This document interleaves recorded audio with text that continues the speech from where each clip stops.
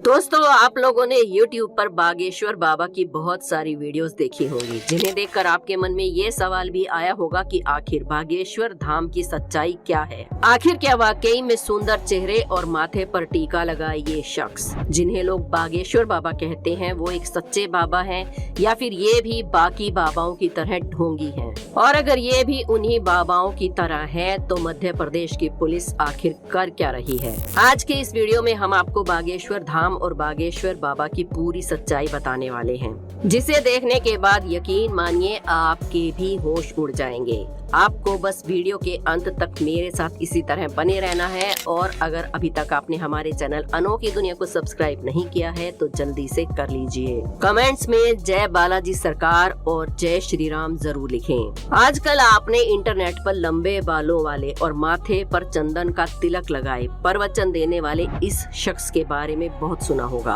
आए दिन इनके वीडियोस भी देखते रहते होंगे, पर क्या आपको मालूम है कि ये कोई साधारण शख्स नहीं है, बल्कि इनके ऊपर स्वयं बालाजी यानी कि हनुमान जी की कृपा है। और इनके पास कुछ ऐसी शक्तियाँ भी हैं कि ये लोगों के मन की बात बिना बोले ही जान लेते हैं और उनकी समस्याओं को पहले से ही कागज पर लिख देते हैं। और आजकल तो ये भूत प्रेत भगाने के भी एक्सपर्ट हो गए हैं। आजकल सोशल मीडिया पर फेमस होना कोई बड़ी बात नहीं है। कुछ लोग आंख मारकर फेमस हो जाते हैं तो कुछ लोग रेलवे स्टेशन के बाहर बैठकर गाना गाकर फेमस हो जाते हैं। और शायद उनका नाम लेना जरूरी नहीं है, आप समझ ही गए होंगे हम किसकी बात कर रहे हैं। और कुछ लोग तो रातों रात यूं ही बिना ही कुछ किए फेमस हो जाते हैं। लेकिन जब बात बागेश्वर महाराज की आती है तो इनके लिए तो इनकी जिंदगी बाकी सब से बहुत ही अलग है, क्योंकि ये फेमस होने के लिए चमत्कार नहीं करते, बल्कि इनके चमत्कारों के कारण ये फेमस होते चले जा रहे हैं। श्री बालाजी बागेश्वर धाम की देश में ही नहीं बल्कि विदेशों में भी बहुत चर्चाएं सुनने को मिलती हैं, लेकिन बहुत से लोग बागेश्वर धाम में होने वाले चमत्कारों की सच्चाई नहीं जानते। अगर बागेश्वर धाम की सच्चाई की बात करें तो आपको बता दें कि यहाँ के महाराज श्री धीरेन्द्र कृष्ण शास्त्री जी, जिनको आज पूरे देश में बालाजी सरकार के नाम से जाना जाता है, उनका जन्म मध्य प्रदेश के छतरपुर के एक छोटे से गांव में हुआ था। ये एक ब्राह्मण परिवार से ताल्लुक रखते हैं। लेकिन क्या आपको मालूम है कि आज धीरेन्द्र कृष्ण शास्त्री जी को पूरे देश में एक महान विद्वान और गुरु के रूप में जाना जाता है? असल में धीरेन्द्र कृष्ण शास्त्री भगवान शिव के अवतार हनुमान जी के परम भगत हैं और उन्होंने 12 साल की छोटी सी उम्र से ही बालाजी की सेवा शुरू कर दी थी। और उसी तपस्या का प्रभाव है कि आज वो किसी भी इंसान के कष्टों को बिना बताए पर्चे में लिख देते हैं, जिसे देखकर लोग हैरत में पड़ जाते हैं कि आखिर बाबा को इनके कष्टों के बारे में पहले से ही कैसे मालूम चल जाता है। यहाँ तक कि धीरेन्द्र कृष्ण शास्त्री जी ये तक बता देते हैं कि आप क्या सोच रहे हो, और इनके द्वारा लिखा हुआ एक एक शब्द 100% सत्य होता है। आज तक इन्हें कोई भी झूठा साबित नहीं कर पाया है। आप लोगों में से बहुत से लोगों ने बागेश्वर धाम में अर्जी लगाने के बारे में तो जरूर सुना होगा, लेकिन क्या आपको मालूम है कि जिस भी व्यक्ति की अर्जी को श्री बालाजी सरकार स्वीकार कर लेते हैं, उस व्यक्ति को या फिर उसके परिवार के किसी भी व्यक्ति को लगातार 2 दिन तक सपने में बंदर दिखाई देते हैं। जी हाँ, हम मजाक नहीं कर रहे हैं, लोग वाकई में ऐसा कहते हैं कि उन्हें सपने में बंदर दिखाई दिए। जितने भी लोगों की अर्जी स्वीकार हुई, उनके सपने में बंदर अवश्य दिखाई दिए हैं। जब ये बात लोगों के बीच प्रचलित हुई तो बड़े बड़े न्यूज चैनल वाले बागेश्वर महाराज की और उनके दिव्य दरबार की शक्तियों के बारे में जानने के लिए उनके धाम पहुंच गए। लेकिन मीडिया वालों की बोलती तब बंद हो गई जब खुद बागेश्वर बाबा ने उनकी पोल खोल दी और पर्चे में लिख दिया कि आप लोग मीडिया से हैं और मेरी परीक्षा लेने आए हैं। जिसके बाद मीडिया वालों को बागेश्वर धाम से नतमस्तक होकर उल्टे पांव लौटना पड़ा। बागेश्वर महाराज, जिन्होंने बालाजी की कृपा से हजारों भक्तों का भला किया है और वर्तमान में विदेशी यात्रा भी कर रहे हैं ताकि विदेशों में रहने वाले लोगों की सहायता भी कर सकें। इतना ही नहीं, महाराज श्री धीरेन्द्र कृष्ण शास्त्री सनातन धर्म पर आजकल लगातार हो रहे हमलों को लेकर भी बहुत ज्यादा चिंतित है। फिर चाहे वो कावड़ियों पर हो रहे हमले हो या फिर शांति के साथ निकल रही हिंदू धार्मिक झांकियों पर पथराव। और इसीलिए हिंदू समाज को जागृत करने के लिए उन्होंने बुलडोजर वाली बात कही और जिसे लेकर वो पिछले दिनों काफी कंट्रोवर्सीज में भी रहे।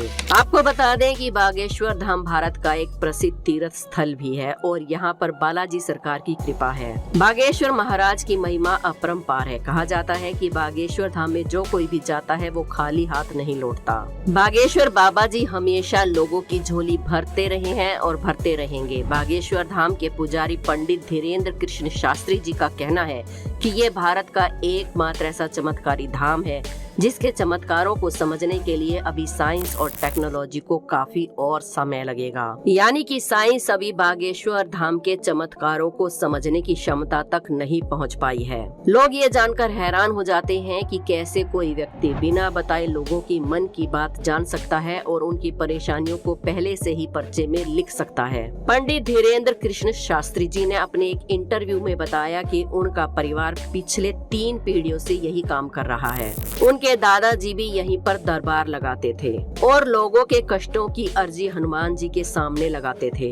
वो अपने दादाजी को ही अपना गुरु भी मानते हैं और उन्हें दादा गुरु बोलते हैं। उनका कहना है कि ये शक्तियाँ उन्हें अपने दादाजी से यूं ही विरासत में नहीं मिली है, बल्कि इसके लिए शास्त्री जी को कठोर परिश्रम भी करना पड़ा है। तब जाकर वो बागेश्वर महाराज के तौर पर पूरी दुनिया में प्रसिद्ध हुए हैं। बागेश्वर धाम का इतिहास बहुत पुराना है। बागेश्वर धाम की सच्चाई के बारे में बताते हुए लोग कहते हैं कि बागेश्वर धाम मंदिर चंदेर कालीन है।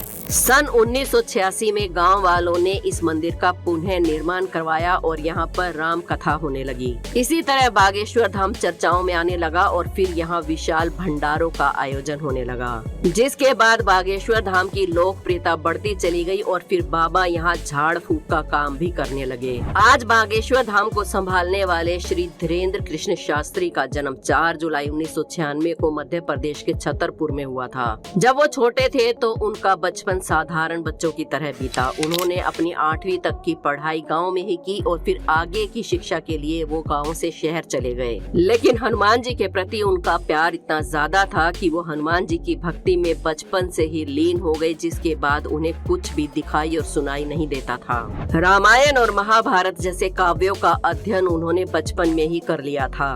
हालांकि जो लोग अभी तक बागेश्वर धाम नहीं गए हैं वो उनकी शक्तियों और चमत्कारों से वंचित हैं और उन्हें ढोंगी भी कहते हैं। यहाँ हम आपको एक बात और बता दें कि जहाँ भी प्रसिद्धि होती है उसके साथ अफवाहें और गलतफहमियां जोड़ दी जाती हैं। और आज के इंटरनेट और 5G के जमाने में ये काम करना कोई मुश्किल बात नहीं है। आजकल इंटरनेट पर एक वीडियो वायरल हो रही है जिसमें एक बहुत बड़े विशाल पेड़ को हवा में लटकता हुआ दिखाया जा रहा है और कहा जा रहा है कि ये पेड़ बागेश्वर धाम में है। लेकिन हम आपको बता दें कि ये पेड़ हरियाणा के हिसार जिले के हांसी शहर में है। ये पेड़ हांसी शहर के एक मंदिर में है जो हनुमान जी का मंदिर है, जिसे समाधि नाम से पुकारा जाता है। आप कभी हरियाणा जाएं या हिसार जाएं तो इस मंदिर के दर्शन जरूर करें। अगर आप इस पेड़ के बारे में विस्तार से जानना चाहते हैं कि ये पेड़ बिना जड़ के हवा में लटकते हुए किस तरह से हरा भरा हो सकता है और किस तरह से सरवाइव कर रहा है, तो हमें कमेंट्स में जरूर बताइए। हम इस पर आपके लिए एक वीडियो जरूर लाएंगे।